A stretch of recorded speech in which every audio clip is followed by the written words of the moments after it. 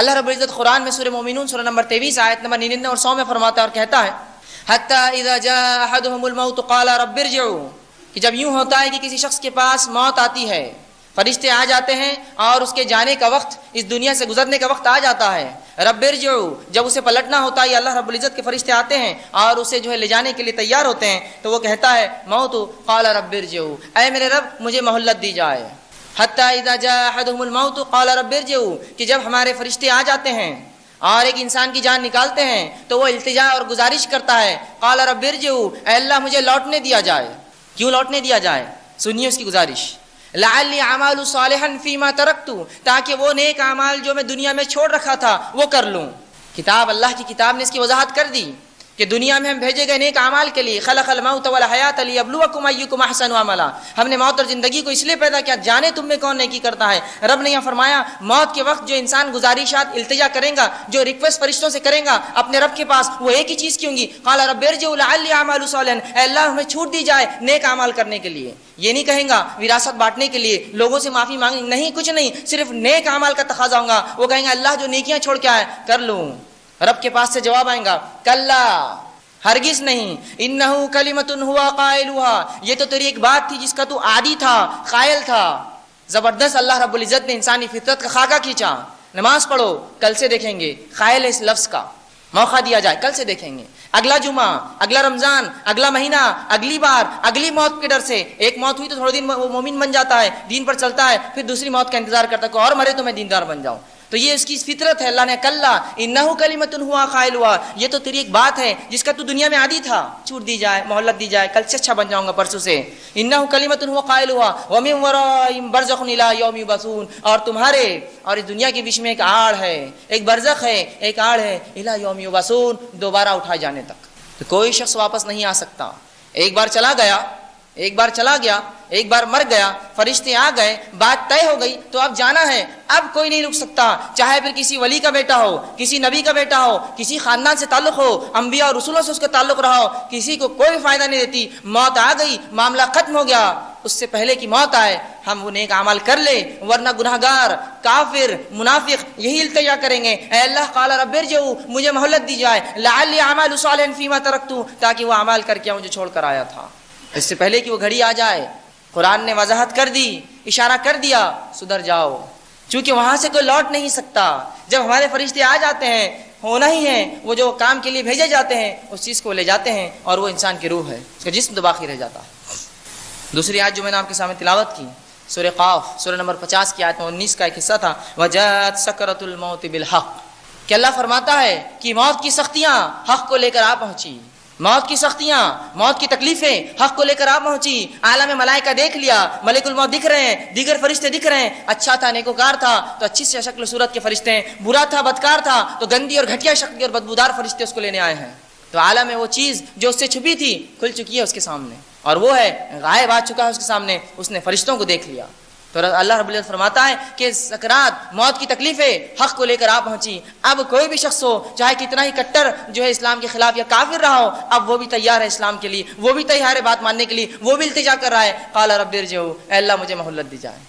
مہلت نہیں دی جائیں گی، ایک ہی چاند سے یاد رکھیے، زندگی ایک زندگی ہے، اسی میں سب کچھ کر کے بتانا ہے، دوسرے بار جو ہے واپس آنے کا موقع نہیں دیا جائے گا۔ دنیا کے امتحانات میں فیل ہونے کے باوجود ہم پھر امتحانات دے سکتے ہیں، یہ امتحان صرف ایک بار دیا گیا، یہ زندگی ایک بار دی گئی، ایک بار ختم ہو جائیں گی، معاملہ ختم ہوا، اب اس کے بعد کوئی لوٹنا نہیں۔ آگے ایک حدیث میں نے آپ کے سامنے تلاوت کی، ابن ماجہ کی یہ روایت ہے، صحابی رسول فرماتے اللہ کے رسول صلی اللہ علیہ وسلم ہمارے ساتھ کسی کے انتقال میں تشریف فرماتے چلے تھے، آپ صلی اللہ علیہ وسلم خبر کے بازو بیٹھے تھے اور خبر کو دیکھ رہے تھے، اور رسول اللہ صلی اللہ علیہ وسلم کی دونوں آنکھوں سے زار و خطار آنسو جاری تھے، حتیٰ کہ داڑھی سے نکل کر نیچے کی مٹی گیلی ہو گئی۔ رسول اللہ صلی اللہ علیہ وسلم کی آنکھوں سے جو ہے آنسو جاری تھے، حتیٰ کہ نیچے کی مٹی گیلی ہو گئی، اور رسول اللہ صلی اللہ علیہ وسلم نے ہمارے طرف اشارہ کیا، ہم نے اللہ کے رسول کی طرف دیکھا اور آپ نے فرمایا یا اخوانی، اے میرے بھائیو، لمثل ھذا فاعدوا، اس جیسی چیز کے لیے تیاری کر لو۔ رسول اللہ صلی اللہ علیہ نے وضاحت کر دی، ہولناکیہ بتا دی، وہ خوف کا منظر بتا دیا کہ اے لوگو، اے میرے بھائیوں، اس چیز کی پہلے سے تیاری کرو، لمثل ھذا فاعدوا، اس میں جانے سے پہلے اس کی تیاری کر لو۔ رسول اللہ صلی اللہ علیہ وسلم کی ایک روایت بہرحال ہمارے زبردست دلیل ہے کہ یہ قبر، یہ موت، اس کے بعد کے مراحل بہت سنگین چیز ہے، جس کو ہم نے بڑا آسان سمجھ لیا، جس کو ہم نے کھلواڑ اور کھیل سمجھ لیا، اور دنیا کی رنگینیوں میں جو ہم ڈوب گئے، غرق ہو گئے کہ ہم نے شریعت اور دین اور اسلام اور اس کے رسول، اس کی سنت، ان کی اتباع، ان سب کو بالائے طاق رکھ کر دنیا کو سب کچھ سمجھ بیٹھے اور سمجھتے ہیں یہاں ہمیشہ زندہ رہیں گے اور یہی ہمارے لیے جنت اور ابدی زندگی ہے، جبکہ رسول اللہ نے وضاحت کر دی اس جیسی چیز سے ڈرو، اس جیسی چیز سے ڈرو، لمثل ھذا فاعدوا، کہ اللہ کے رسول فرما رہے اے میرے بھائیو اس جیسی تگا کے لیے تیاری کر لو، اس کے لیے تیاری کر لو پہلے۔ اور رسول اللہ صلی اللہ علیہ وسلم نے ایسے شخص کو عقل مند کہا جو موت سے پہلے اس کی تیاری کر لے۔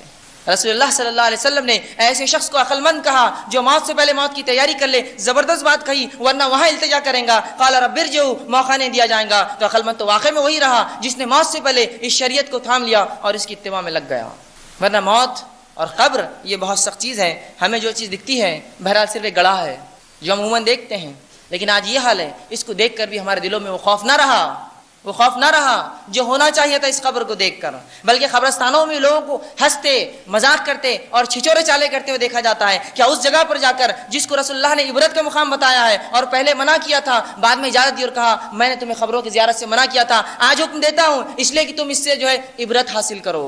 یہ ایک مقام تھا عبرت کا، لیکن اس عبرت کے مقام کو لوگوں نے کھلواڑ کا مقام بنایا ہے، کھیل و کود کا مقام بنایا ہے، گھومنے پھرنے کا مقام بنایا ہے، سجنے دھجنے کا مقام بنایا ہے، جا کر پکنک منانے کا مقام بنایا ہے۔ جاتے ہیں کچھ لوگ خبروں پر پکنک منانے، یہ عبرت کا مقام تھا۔ اگر یہاں عبرت نہیں ہے پھر کہیں عبرت نہیں حاصل کر سکتا انسان، چونکہ موت ایک ایسی حقیقت ہے جس پر تمام عالم متفق ہے، چاہے یہودی ہو، عیسائی ہو، ہندو ہو، بدھ ہو، سکھ ہو، جین ہو یا کسی مذہب کا ماننے والا ہو۔ یہ ایک ایسی چیز ہے، ایک ایسی بنیادی چیز ہے جس میں تمام دنیا متفق ہے، کسی مسئلے میں لوگ متفق نہیں ہیں سوائے اس کے۔ رب ہونے میں اختلاف، ایک ہے، دو ہے، تین ہے، ہزار ہے، کتنے ہیں۔ رسولوں میں اختلاف کہ یہ ہے، یہ ہے، یہ نہیں ہے اور یہ ہے۔ نبی اور ولیوں میں اختلاف، اچھے اور برے میں اختلاف، کالے اور گورے میں اختلاف، لیکن موت میں کسی امت کے کسی شخص کو اختلاف نہیں۔ موت ہے، اس کا آنا برحق ہے اور اس کی سختیاں سب جانتے ہیں۔ تو موت ایک ایسی واحد چیز ہے جس کو میں کہوں گا تمام دنیا متفق ہے اس پر، تمام دنیا کا اجماع ہے اس پر کہ ہاں یہ ہے، اس کی حقیقت ہے، اور تمام کے تمام اس سے خوف بھی کھاتے ہیں، چونکہ یہ چیز عبرتناک ہے، اس لیے کہ یہ تمام لذتوں کو دنیا کی ختم کر دیتی ہے، یہ تمام چیزوں ختم کر کے انسان کو سوچ میں مجبور کرتی ہے کہ ایک انسان چلتا اور پھرتا تھا، وہ کیا ہے جو اس کی جسم سے نکل گیا اور آج باقی سب تو ہے لیکن یہ پڑا ہے، کیا تھا اس کے اندر جو نکل گیا، باقی سب تو ہے لیکن پڑا ہے، چلتا ہے نہ پھرتا ہے، کھاتا ہے نہ پیتا ہے۔ گو دنیا اور ملکوں کے بڑے بڑے بادشاہ تھے، اس کی حکومت اور سلطنت فلاں اور فلاں تک جاتی تھی، اس سے دیکھ کر لوگ ڈرتے تھے، اس کی فوج فلاں تھی، آج پڑا ہوا ہے، لوگ اس کو اٹھا کر کہتے ہیں جلدی دفناؤ ورنہ بدبو ہو جائیں گے۔ تو کیا ہوا اس کے ساتھ؟ شریعت اسلامیہ اس کا زبردست جواب اس امت کو دیتی ہے۔ افسوس اس امت نے اس جواب کو خود بھی بھلا دیا اور اقوام عالم تک پہنچانا تو دور، خود بھی اس سے عمل چھوڑ دیا۔ آئیے آج میں مختصر سے اس وقت میں آپ کے سامنے چند باتیں رکھنے کی کوشش کروں گا۔ سب سے پہلی چیز، موت کی ہولناکیاں کیا، موت ہے کیا، موت کیا چیز ہے، اس کی حقیقت کیا ہے جس کو ہم نے بڑا آسان سمجھ لیا۔ لوگ زبانوں سے کہتے ہیں میں موت سے نہیں ڈرتا، ہاں وہ لوگ جو پاگل ہوتے ہیں وہ کسی سے نہیں ڈرتے ہیں، اس لیے کہ موت وہ چیز ہے جس کی سختی اور ہولناکیاں یہ تھی کہ رسول اللہ صلی اللہ علیہ وسلم رو پڑتے اس پر، صحابہ کی آنکھوں سے زار و خطر آنسو نکلتے، چونکہ وہ ڈرتے اس سے، اس لیے کہ یہ تمام اعمال کو بند کر دیتی ہے۔ اب جو ہوا بس اسی پہ ہو گیا، اسی پہ نتائج ہوتا ہے۔ تو یہ ڈرتے تھے موت سے، یہ ڈرتے تھے موت سے، اس لیے نہیں ڈرتے تھے کہ ان کو رب سے نہیں ملنا ہے، یہ ڈرتے اس لیے تھے کہ کیا ہم نے تیاری کی اس جیسی چیز کے لیے، کیا رب کے پاس منہ لے جائیں گے اس کے بعد۔ گو موت خود ایک زندگی کا جو ہے دروازہ ہے، وہ ایک نئی زندگی میں دروازہ کھولتی ہے، لیکن اس کی سختی اپنی جگہ ہے۔ آئیے رسول اللہ صلی اللہ علیہ وسلم کی زندگی سے اور صحابہ کے اقوال اور ان کے حالات سے دیکھتے ہیں موت ہے کیا چیز، اس کی ہولناکیاں اور سختیاں کیا ہے۔ آئیے آپ کے سامنے رکھتا ہوں اللہ رب العزت قرآن میں جس طرح سورہ نون کی آیت نمبر 19 میں نے تلاوت کی، وجاءت سکرۃ الموت بالحق، کہ موت کی سختیاں حق کو لے کر آ پہنچی۔ تو اس آیت میں بھی اللہ رب العزت نے موت کی سختیوں کا لفظ استعمال کیا، سکرات کا لفظ استعمال کیا۔ تو موت آسان چیز نہیں ہے، اس کی بڑی سختیاں ہیں، یاد رکھیے، بڑی سختیاں اور ہولناکیاں ہیں اس کی۔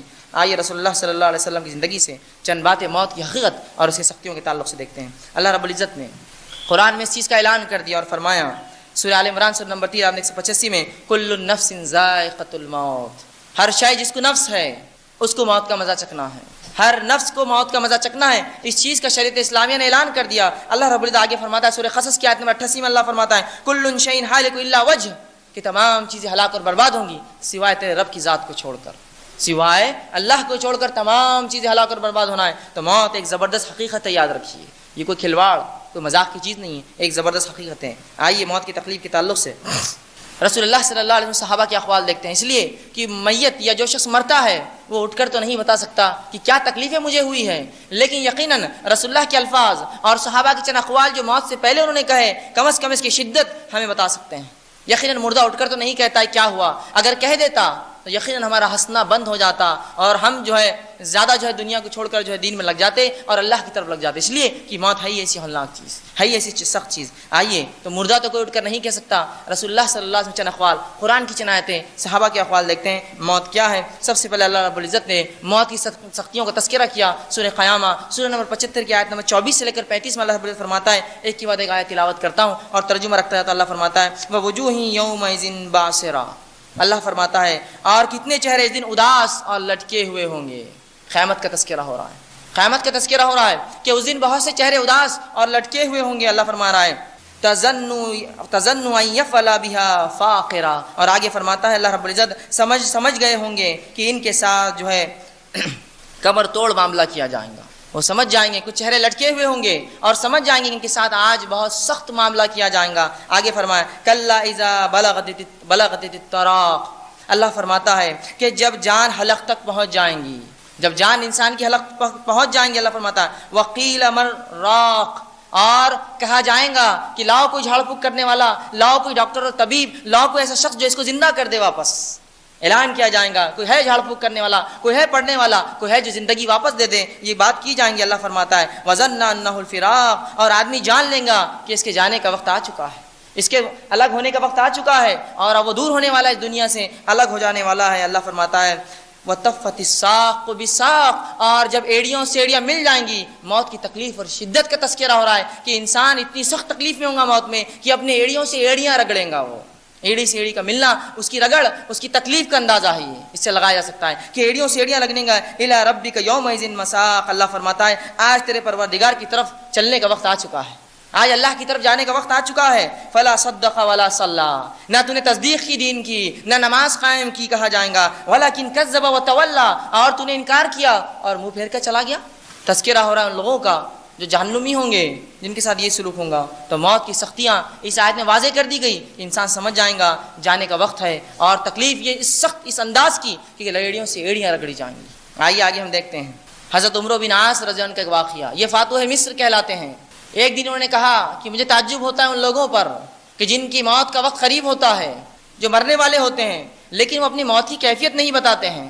جب ان کی موت کا وقت آیا، عبداللہ ابن عباس رضی اللہ عنہ کے پاس پہنچ گئے اور کہا اے عمرو بن عاص، تم یہ کہا کرتے تھے کہ تعجب ہے ان لوگوں پر جو موت کے قریب ہوتے ہیں لیکن اپنی موت کے تعلق سے بتاتے نہیں ہیں، بیان نہیں کرتے ہیں، تذکرہ نہیں کرتے ہیں۔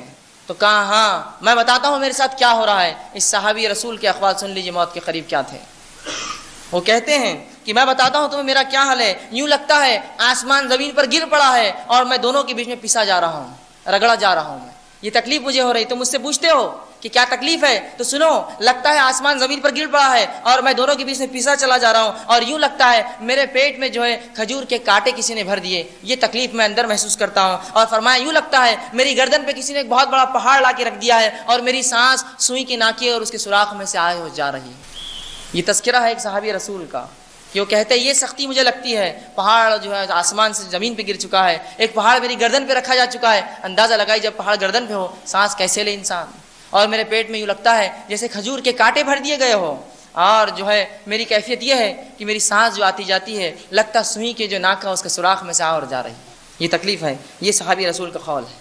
آئیے آگے دیکھتے ہیں شداد بن اوس رضی اللہ عنہ، یہ فرماتے تھے موت کے تعلق سے اور کہتے تھے دنیا اور آخرت کی سب سے بڑی ہولناک چیز وہ موت ہے، دنیا اور آخرت کی سب سے بڑی ہولناک چیز وہ موت ہے۔ اور آگے فرمایا کرتے تھے اور کہتے تھے کہ اس کی تکلیف، اس کی ہولناکی ایسی ہے کہ آروں کے چیرنے سے زیادہ اذیت دہ چیز ہے۔ یہ کوئی ایک انسان کو آروں سے چیرے ایسی اذیت دہ چیز ہے، کینچیوں سے کاٹنے سے زیادہ تکلیف دہ چیز ہے۔ اور پھر کہتے تھے ہانڈیاں میں ابالنے سے زیادہ، ہڈیوں کو اس سے زیادہ تکلیف دہ چیز ہے۔ اگر مردہ اٹھ کر انسانوں کو بتا دے کیا تکلیف اس نے محسوس کی تو وہ کہتے ہیں کہ تم لوگ آرام بند کر دو گے اور ہنسنا چھوڑ دو گے۔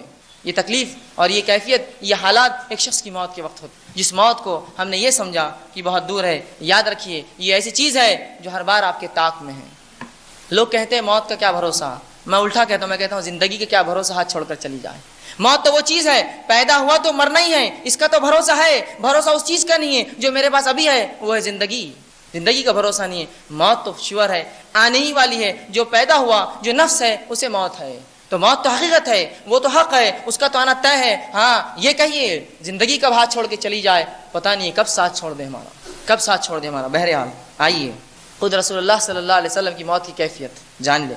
بخاری کی روایت ہے، دیگر کتب میں بھی یہ حدیثیں آتی ہیں. بہرحال تفصیلات کا موقع نہیں ہے، مختصر سا واقعہ رکھتے ہوئے آگے چلوں گا. رسول اللہ صلی اللہ علیہ وسلم کی موت کا واقعہ ماں عائشہ رضی اللہ عنہا فرماتی ہے رسول اللہ صلی اللہ علیہ وسلم کی موت کی کیفیت اور جو مرض آپ کو ہوا، جس مرض میں آپ مبتلا ہوئے اور اسی مرض میں آپ کا انتقال ہوا، وہ فرماتی ہیں رسول اللہ صلی اللہ علیہ وسلم کو جو تکلیف اور شدت تھی، آپ اس تکلیف اور شدت کو برداشت نہ کر سکتے. کبھی وضو کرتے، کبھی سر پر پانی ڈالتے، کبھی چہرے پر پانی مارتے، کبھی داڑھی کو پانی سے بھگاتے. تکلیف اور بے چینی اور اضطراب جو پریشانی ہوتی ہے انسان کی، یہ رسول اللہ صلی اللہ علیہ وسلم کی موت کی کیفیت آپ کے انتقال کی جو بات بتا رہا ہوں میں.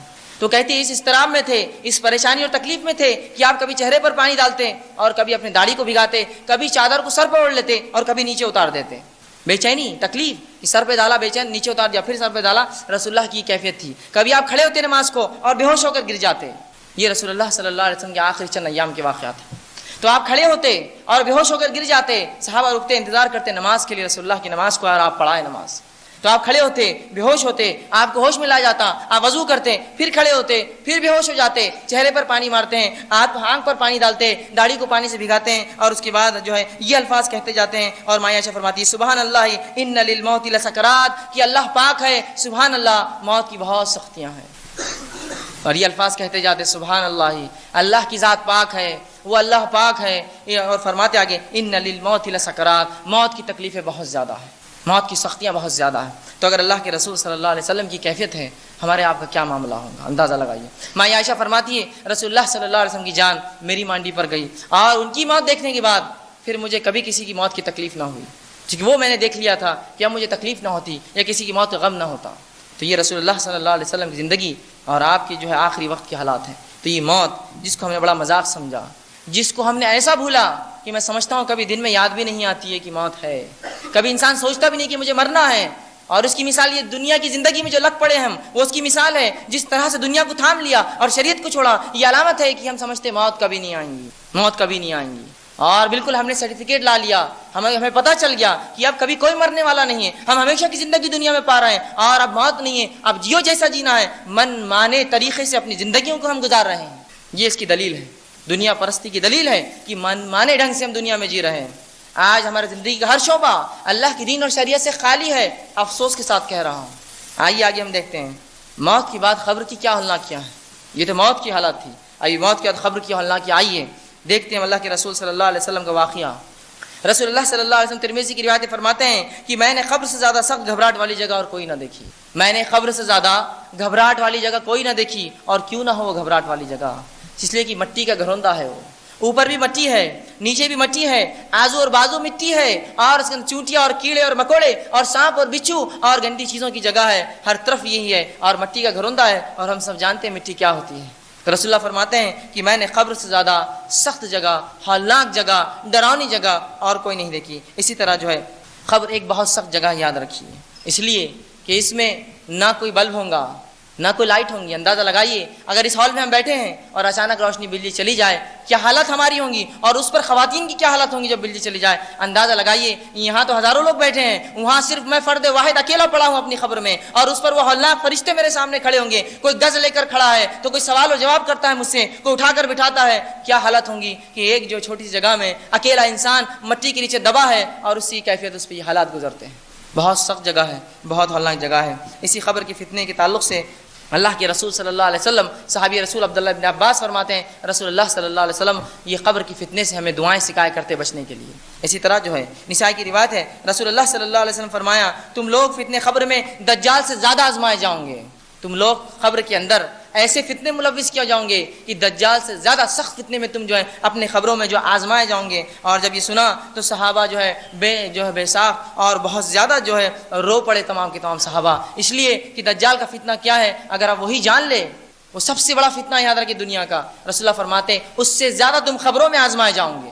تو صحابہ جو زار و خطار جو ہے رونے لگے اور پریشان ہونے لگے اس چیز کو سمجھ کے اور اس چیز کی سنگینی جان کے. اسی طرح جو ہے حضرت عثمان ابن عفان رضی اللہ عنہ ان کو جب خبر کی یاد آتی یا خبر کے تعلق سے کو کہہ دیتا یا کسی خبر پہ جمع جاتے تو یوں آتا ہے روایت میں اتنا روتے کہ داڑھی آنسوؤں سے تر ہو جاتی، داڑھی آنسوؤں سے تر ہو جاتی، اتنا روتے خبر کا تذکرہ آتا ہے، اور کہتے کہ یہ وہ منزل ہے، یہ وہ منزل ہے، یہ وہ گھاٹی ہے، یہ وہ خطہ ہے، اگر اس میں کامیاب ہوا تو ساری منزلیں آسان ہیں، اس میں ناکام رہا تمام منزلیں اس کے بعد کی ناکام ہیں۔ خبر کی منزل آسان ہو گئی تمام منزلیں آسان ہیں، یہ مشکل ہو گئی تمام منزلیں مشکل ہے، یاد رکھیے۔ تو فرماتے تھے یہ وہ منزل ہے کہ یہ آسان تو تمام منزلیں آسان، یہ مشکل تمام مراحل اس کے بعد کے اب تو مشکل ہوئے۔ اسی لیے کہنے والوں نے کہا، اور یہ اقوال صحابہ میں ملتا ہے کہ قبر یہ جنت کا ایک ٹکڑا، ایک کیاری، یا جہنم کا ایک گڑھا ہے۔ یہ قبر جو ہوتی ہے یا تو جہنم کا گڑھا ہے یا جنت کی ایک کیاری ہے، دونوں میں سے کوئی ایک چیز ہے صرف، اور جس کے لیے یہ آسان رہا تمام معاملے آسان رہے۔ اسی طرح عمر بن خطاب رضی اللہ عنہ کے تعلق سے آتا ہے، خبر اور آخرت کو یاد کرتے، بحقی کی روایت ہے، خبر اور آخرت کو یاد کرتے اور اتنا روتے کہ آپ کے چہرے کے اوپر 2 کالے نشان پڑ گئے تھے آنسوؤں کے بہنے سے۔ عمر بن خطاب رضی اللہ عنہ خبر اور آخرت کو یاد کر کے اتنا رویا کرتے کہ آپ کے چہرے کے اوپر 2 نشان پڑ گئے تھے جہاں آنسو جس سے بہتے۔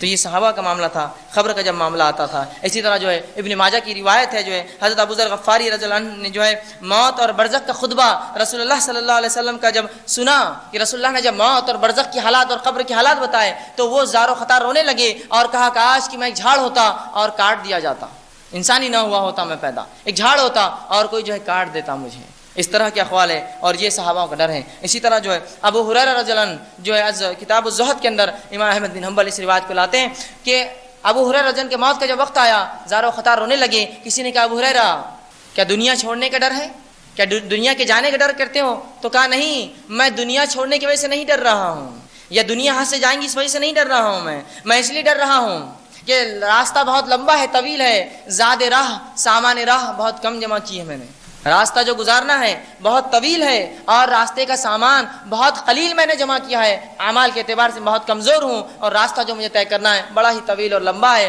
اور میں وہ شخص ہوں جس نے ایسے ٹیلے پر رات گزاری ہے، شام گزاری ہے کہ جانتا نہیں ہے آگے جنت ہے یا جہنم ہے۔ میں نے ایک ایسے ٹیلے پر رات گزاری، شام گزاری ہے کہ میں جانتا نہیں ہوں آگے جنت ہے میرے لیے یا جہنم ہے۔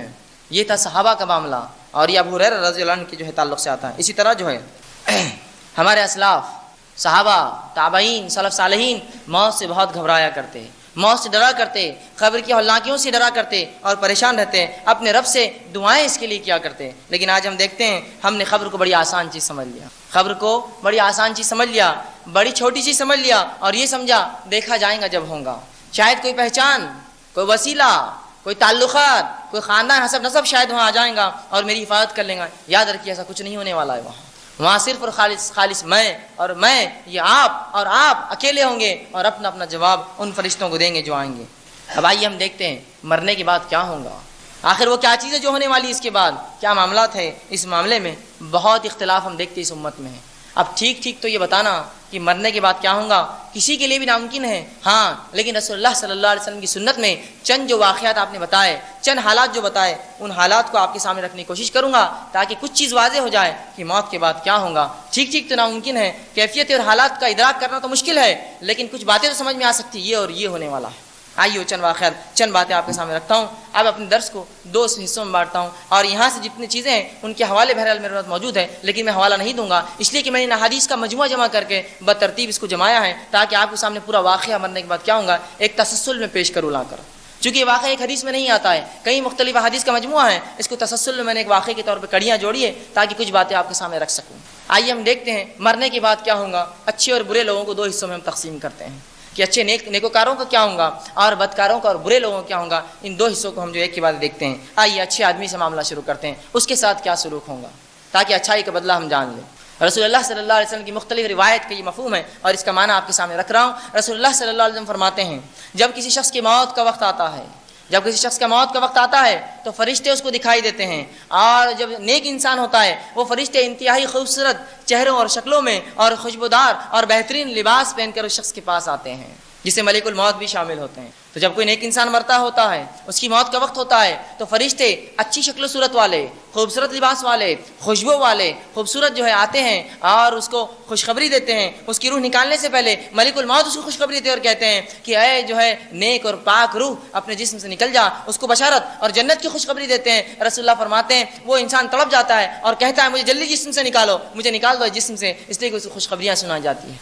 اور اس کو فرشتے اچھے سے اچھے ناموں سے، فلاں بن فلاں، جو دنیا میں بہترین ناموں سے پکارا گیا ان ناموں سے پکارتے ہیں، اور اس کے لیے خوشبودار ریشمی جو ہے اس کے لیے کفن لے کر آتے ہیں، اور وہ شخص اس کی روح مچلتی ہے اور اس کو جو ہے وہ بآسانی اس کو روح کھینچتے ہیں اور جو اس کو کفن پہنا دیتے ہیں، جو خوشبودار لباس وہ اپنے ساتھ لائے تھے، اور پہنا کر اسے آسمان کی طرف لے کر چلتے ہیں، پہنا کر اسے آسمان کی طرف لے کر چلتے ہیں۔ رسول اللہ صلی اللہ علیہ وسلم فرماتے ہیں آسمان پر لوگوں کو، جو آسمان پہ جو فرشتے ہوتے ہیں انہیں پہلے ہی روح کی خوشبو آ جاتی ہے، اتنا مہکدار لباس ہوتا ہے جو اسے کفن پہنایا جاتا ہے، اور وہ کہتے ہیں جب دستک دی جاتی ہے تو فرشتے آ کر کہتے ہیں کہ خوش آمدید، سلام کرتے ہیں، اے جو ہے روح، اے پاک روح، آؤ تمہارا استقبال ہے یہاں، اور فرشتے اس کو استقبال کرتے ہیں اور اس کے ساتھ دوسرے آسمان تک دوسرے فرشتوں کے ساتھ جاتے ہیں مل کر، اور اسے چھوڑ کر آتے ہیں، اس کو جو ہے اس کی جو ہے تعریف کرتے ہیں، اور پھر وہاں سے دیکھ کے بعد دیگر آسمانوں پہ چڑھتا ہوا رسول اللہ فرماتے ہیں اس کی روح 7ویں آسمان تک جاتی ہے۔ اللہ رب العزت کہتا ہے میں نے تمہیں اس مٹی سے پیدا کیا، میں دوبارہ اسی سے اٹھاؤں گا، لہٰذا اسے لے جا کر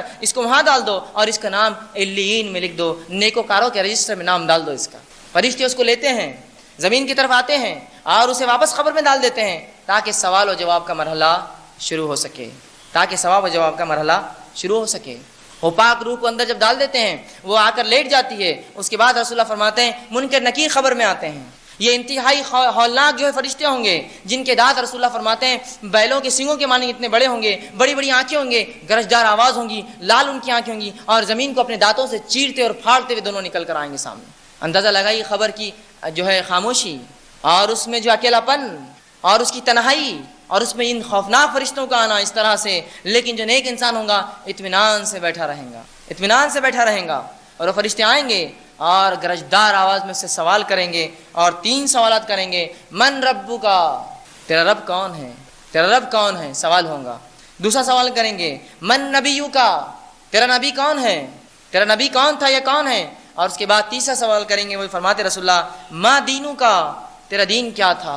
یہ 3 سوالات وہ کریں گے۔ یہ شخص جو نیکوکار ہوگا اطمینان سے بیٹھیں گا اور آرام سے ایک کے بعد ایک دیگر تینوں کے جواب دیں گا۔ رسول اللہ فرماتے ہیں بیچ میں سے سورج غروب کرتا ہوا خبر میں دکھایا جائے گا۔ جب اس خبر کو سورج غروب ہوتا ہوا دیکھیں گا، فرشتوں سے کہیں گا اے فرشتوں تھوڑی سی مہلت دے دو، نماز پڑھ لیتا ہوں۔ پھر اسے خیال آئے گا یہ نماز پڑھنے کی جگہ نہیں خبر، تو پھر کہیں گا اچھا پوچھو آگے، اور فرشتے سوالات کریں گے اور وہ ایک کے بعد دیگر تینوں کا حسب معمول بہترین جواب دے دیں گا، میرا رب اللہ ہے، میرا نبی محمد صلی اللہ علیہ وسلم ہے، اور میرا دین اسلام ہے۔ یہ جواب دیں گا، منکر نکیر چلے جائیں گے اور جو ہے ایک کھڑکی کھولی جائیں گی اور اسے جہنم دکھائی جائیں گی اور کہا جائیں گا یہ وہ چیز ہے جس سے اللہ نے تجھے بچا لیا، اور پھر ایک کھڑکی کھولی جائیں گی جنت میں، اس کو مقام، یا ایک روایت میں دروازے کے لفظ ہے، اس کو مقام دکھایا جائے گا جس کی ہوا اور جس کی چیزیں محسوس کریں گا، اس کی روح تڑپ اٹھیں گی، وہ کہیں گا اللہ قیامت کو جلدی قائم کر، میں اس میں جانا چاہتا ہوں، قیامت کو جلدی قائم کر، اس کو مقام دکھایا جائے گا، اور وہ کہیں گے فرشتوں مجھے مہلت دو ایک، اس لیے کہ میں جا کے اپنے رشتہ داروں کو بتا دوں میرے رب نے کیا کیا میرے ساتھ۔ فرشتے کہیں گے نہیں اب نہیں، اب تم آرام سے لیٹ جاؤ۔ ایک بہترین بستر لگایا جائے گا اور اس کو جس طرح سے ایک شادی شدہ ایک دلہن کو جو پہلی رات میں سلا دیا جاتا ہے، اطمینان سے رسول اللہ فرماتے ہیں اسے بستر لگا کر سلا دیا جائے گا۔ جب وہ لیٹ جائیں گا تو ایک انتہائی خوبصورت شخص اس کے پاس آئے گا، وہ اس کو دیکھیں گا، کہیں گا تو کون ہے، تو کہیں گا میں تیرے اعمال ہوں، میں تیرے اچھے اعمال ہوں جو دنیا میں تو کیا کرتا تھا، اور وہ اس سے خوش ہوں گا، وہ اس کو بشارت دیں گے اور یہ شخص سو جائیں گا۔ یہ تھا نیک انسان کا حال۔ آئیے اب برے انسان کا کیا حال ہوگا، جو گناہ گار تھا، منافق تھا یا کافر تھا۔ جب برے انسان کے پاس رسول اللہ فرماتے ہیں فرشتے آتے ہیں انتہائی بدصورت شکلوں میں آتے ہیں، انتہائی بدصورت ہولناک شکلوں میں آئیں گے، اور ہولناک شکلوں میں آ کر اس سے بد سے بدترین برے ناموں سے پکاریں گے جو دنیا میں برے ناموں سے پکارا جاتا تھا، اور کہیں گے کہ مغضوب روح نکل جا، اور جس میں کھینچیں گے۔ اور اسی ہولناکی کے تعلق سے رب العزت قرآن میں سورہ نازیات کی پہلی آیت میں فرماتا ہے وَالنَّازِيَاتِ غَرْقًا، کہ قسم ہے ان فرشتوں کی جو انسانوں کے جسم میں ڈوب کے روحوں کو کھینچ کر نکالتے ہیں۔ غوطے لگانے والے فرشتوں کی جو روح کو کھینچ کر نکالتے ہیں. تو رسول اللہ قرآن فرما رہا ہے کہ ان لوگوں کو فرشتے جب آئیں گے ان کی روحیں اندر گھسیں گی، چونکہ بدبودار یہ لباس لے کر آئے جائیں گا کفن اس کے لیے جس کی انتہائی بدبودار جو ہے حالات ہوں گی، اور یہ فرشتے ہلاک صورتوں میں آئیں گے اور کہیں گے مغزور نکل، اس کی روح جسم میں گھسیں گی. فرشتے غوطے لگا لگا کر اس کے روح کو جسم سے نکالیں گے. وہ تکلیف اور طلب کے ساتھ اس کی روح باہر آئیں گے، اس لیے کہ اسے جو ہے جہنم کی خوشخبری دے دی جائیں گی، جہنم کی خبر دے دی جائیں گی تیرا مقام وہ ہے. وہ نکلنا نہ چاہیں گی اور جسم میں گھسیں گی، اس کو پکڑ کر اور فرشتے کھینچ کر باہر نکالیں گے اور انتہائی بدبودار لباس میں لپٹیں گے اور آسمان کی طرف لے جائیں گے. جب پہلے آسمان پہ پہنچیں گا فرشتے آسمان کی کہیں گے کون مغضوب، جو روح اللہ کا غضب جس پر ہو آئی ہے. فرشتے کہیں گے فلاں بن فلاں، برے سے برے ناموں سے پکارا جائے گا. فرشتے کہیں گے اس کے لیے کوئی دروازہ نہیں کھلے گا، آسمان اس کے لیے کوئی دروازہ نہیں کھلے گا. رسول اللہ فرماتے وہ پہلے آسمان سے زمین پر پھینک دیا جائے گا، نیچے اپنے قبر میں کہا جائے گا پھینک دو اسے چھوڑ دیا جائے گا. وہ پہلے آسمان سے آ کے زمین میں اپنی قبر میں گرے گا اور منکر نکیر اسی ہولناکی کے ساتھ اس کے پاس آئیں گے اور 3 سوال کریں گے. اور وہی سوال من ربو کا، تیرا رب کون تھا؟ مومن آسانی سے جواب دے دیں گا. کافر کہیں گا میں نہیں جانتا کہ میرا رب کون تھا. اور منافق کہیں گا لوگ کہتے تھے میرا رب اللہ ہے. تو منافق اسلام میں آ کر دھوکہ دیتا ہے نا مسلمان. وہ کہیں گا لوگ کہتے تھے میرا رب اللہ ہے، اور ایک کافر کہیں گا میں نہیں جانتا میرا رب کون ہے. دوسرا سوال ہوگا من نبیو کا، تیرا نبی کون ہے؟ کافر کہیں گا میں نہیں جانتا. منافق کہیں گا لوگ کہتے تھے میرا نبی محمد صلی اللہ علیہ وسلم ہے. اس کو بتایا جائے گا، وہ کہیں گا لوگ کہتے تھے محمد صلی اللہ علیہ وسلم میرا نبی ہے. اور اس طرح سے وہ تینوں سوالات کے جواب نہیں دے پائیں گا. اور اس کے بعد ایک کھڑکی کھولی جائیں گی جس میں جنت بتائی جائیں گی. کہا جائے گا یہ وہ چیز ہے جس سے تو محروم رہا، یہ وہ چیز ہے جس سے تو محروم رہا. اور پھر جہنم کی کھڑکی اور دروازہ کھولا جائے گا اور اسے اس کا مقام بتایا جائے گا، یہ وہ ہے جو تجھے ملے گا. وہ کہیں گا اللہ قیامت تو کبھی قائم نہ کر، قیامت تو کبھی قائم نہ کر. چونکہ وہ ڈریں گا تو وہ کہیں گے اللہ قیامت تو کبھی قائم نہ کر، کبھی واقع نہ کر. اور اس کے بعد وہ التجا تو کریں گا موت کی وجہ، جس کا تفصیلات آ چکی ہے. اس کے بعد جو ہے اسے ایک آنکھ کے بستر پر لٹا دیا جائے گا اور وہ شدید تکلیف میں ہوں گا. اور رسول اللہ فرماتے ہیں پھر ایک انتہائی گھٹیا شکل میں بدترین صورت میں ایک شخص آئے گا. وہ پوچھیں گا ہے افسوس تجھ پر، تو کون ہے؟ وہ کہیں گا میں تیرے برے اعمال ہوں. آئیے جن اعمال کو ہم نے آسانی سے چھوٹا سمجھ کے چھوڑ دیا، یہ وہ ساتھی ہے جس کو رسول اللہ صلی اللہ علیہ وسلم فرماتے ہیں 3 ساتھی ہے، 3 دوست ہے. ایک ساتھی وہ ہے جو مرتے ہی ساتھ چھوڑ دیتا ہے، دوسرا ساتھی وہ ہے جو قبرستان تک ساتھ آتا ہے، اور تیسرا وہ ہے جو قبر میں ساتھ آئیں گا. اور رسول اللہ صلی اللہ علیہ وسلم فرماتے ہیں پہلا ساتھی وہ ہے جو مال ہے مرتے ہی چھوٹ جاتا ہے. رشتے دار جھگڑا کرتے ہیں اس پر اور تماشے چلتے ہیں، مرتے ہی چھوٹتا ہے. کوئی بینک بیلنس، کوئی شیئرز، کوئی سونا اور چاندی کسی میت کے ساتھ دفنایا نہیں جاتا ہے، مرتے ہی ساتھ چھوڑتا ہے. اور یہ ساتھی جو سب سے بے وفا ہے، اس کے لیے سب کچھ کرتے ہیں ہم آج، سب سے بے وفا یاد رکھیے، مرتے ہی ساتھ چھوڑ دیتا ہے. مال. اور یہ کیسا بے وفا ساتھی ہے کہ اگر کوئی شخص مر جائے اور اگر ایک ہاتھ میں ادنا سی چاندی کی انگوٹھی بھی رہ جائے تو کوئی اس کو نکالے بغیر نہیں چھوڑتا ہے، اس لیے یہ مال ہے. کیسا چھوڑیں گے وہ؟ اب کیا کریں گے اس کے ساتھ؟ اگر کوئی قبر کے اندر مٹی ڈال رہا ہو اور اگر ایک سکہ گر جائے 5 روپے کا ہی صحیح، وہ بولتا ہے رک جائیے پہلے نکالنے دیجیے، مال میرا جا رہا ہے. یہ وہ ساتھی ہے جو ساتھ نہیں آتا، یاد رکھیے. بلکہ مرنے کے بعد بھی کچھ لوگ جسموں پہ سے چراتے ہیں ان چیزوں کو جو لوگ پہنے ہوئے ہوتے ہیں. تو یہ مال اتنا بے وفا ہے، یاد رکھیے. اور اس کے لیے اسلام، شریعت، دین، اللہ، رسول سب کو ہم نے بالائے طاق رکھ دیا. یہ مال ہے نا ہم کو، باقی سب دیکھا جائے گا، حلال اور حرام، اچھا اور برا، قرآن اور شریعت جانے دیجیے. مال اصل ہے. یہ سب سے بے وفا ساتھی ہے، یاد رکھ لیجیے، سب سے بے وفا ساتھی. دوسرا ساتھی قبرستان تک ساتھ آتا ہے، یہ رشتہ دار ہیں. کیا کسی رشتہ دار کو آپ نے میت کے ساتھ خود دفن ہوتے ہوئے دیکھا؟ میں بھی ساتھ چلا جاؤں گا؟ نہیں، کوئی نہیں آتا ہے ساتھ. رشتہ دار ہے جو دفنانے کے لیے قبرستان آتے ہیں، آپ کو دفنا کر نکل جاتے ہیں. یہ دوسرا ساتھی ہے. اور یہ وہ ساتھی ہے جو صرف قبرستان تک آتا ہے، یہ بھی بے وفا ہے. لیکن اس رشتہ دار کے لیے کیا کچھ نہیں کرتے. بیوی اور بچوں کے لیے حرام اور حلال کی تمیز چھوڑ دی، رشتہ داروں کے لیے دین کو بالائے طاق رکھ دیا. دادی، پھوپھی، نانی، چاچی، چاچا، ماموں، دادا بول رہے تھے مت کرو، دین کو بالائے طاق رکھا، ان کی بات مانی. یہی رشتہ دار تھے نا، دفنا کر آ جاتے ہیں. ان کے لیے دین چھوڑتا ہے نا، ان کے لیے جو ہے احساس کمتری ملوث ہوتا ہے، فلاں یہ کہہ رہے ہیں دین اور شریعت عمل نہیں کروں گا، یہ چھوڑ کے قبرستان میں ڈال کے آئیں گے، کوئی ساتھ نہیں آئیں گا سوال و جواب کے اندر. مجھے اپنے جواب دینا ہے، آپ کو اپنے دینا. یہ ساتھی دوسرا ہے جس کے لیے ہم سب کچھ کر رہے ہیں، یہ بھی بے وفا ہے. تیسرا ساتھی جو سب سے وفادار ہے، جو دنیا میں ساتھ ہوں گا، قبر میں ساتھ آئیں گا، آخرت میں ساتھ آئیں گا، وہ اعمال ہے. اس کو ہم نے اپنا دشمن سمجھ لیا ہے. اس کو دشمن سمجھتے ہیں ہم اعمال کرنے کو. کیا لگا دیا اسلام نے ہمارے پیچھے نمازیں، اور کیا لگا دیے روزے سال میں رکھو، اور کیا زکوٰۃ مال ہم کمائیں اور دے اسلام کے لیے، اور فلاں اور حج، یہ سب کیا ہے ہمارے پیچھے لگا دیا. تو یہ اعمال ہے. یہ سب سے بہترین، سب سے پیارا، سب سے اچھا ساتھی ہے. اسی کی وجہ سے وہ خوشخبریاں سنے گا یا اسی کی وجہ سے وہ بری خبریں سنے گا. یہی جنت میں یا جہنم میں لے جانے کا سبب بنے گا۔ تو اس تیسرے ساتھی کو اپنا خاص ساتھی سمجھیے، اسپیشل فرینڈ بنا لیجیے اس کو، اس لیے کہ یہی ساتھ آنے والا ہے۔ بقیہ مال اور رشتہ دار جس کے لیے دین اور شریعت کو مکمل ہم بالائے طاق رکھتے ہیں، یہ کوئی بھی ساتھ نہیں آئے گا، کوئی بھی ہماری مدد نہیں کرے گا، کوئی بھی کسی قسم کی ہیلپ نہیں کر سکتا، یاد رکھیے کسی قسم کی جو ہے ہمیں مدد بھی نہیں ملیں گی۔ آئیے اللہ رب العزت نے یہ حل نہ کیا، قرآن نے بہرحال بہت سی جگہ بتائی۔ تو یہ نیک اعمال ہے جو انسان کے ساتھ آتے ہیں، نیک اعمال ہے جو انسان کے ساتھ آتے ہیں۔ اب سوال یہ ہے، سوالات تو بڑے آسان ہیں، سوالات تو بڑے آسان ہیں، 3 مختصر سے سوالات کہ من ربو کا، تیرا رب کون ہے؟ میں تو یوں کہہ دوں گا اللہ۔ من نبیو کا، اتنا سا سوال میں کہہ دوں گا محمد صلی اللہ علیہ وسلم۔ ما دینو کا، تیرا دین کیا ہے؟ دین اسلام، اتنا آسان۔ یاد رکھیے سوالات 3 ہیں، مختصر سے ہے، لیکن وہی جواب دے پائیں گا جس کی زندگی اس پر گزری، جس کی زندگی اس پر گزری، جس نے دین جو اللہ کو واقع میں رب مانا، اسی سے دعائیں کی، اسی سے مشکل کشاؤں میں آواز دی، اسی سے حاجت روائی کرائی، اسی سے دستگیری کی، اسی سے اولاد مانگی، اسی سے زندگی مانگی، اسی سے تمام چیزیں اس نے کی، جس نے اس کو اپنا مانا تھا، وہی کہیں گے اللہ میرا رب ہے، ورنہ دوسرے تو الگ الگ وہ کریں گے، وہ نہیں لے سکیں گے اللہ کا نام۔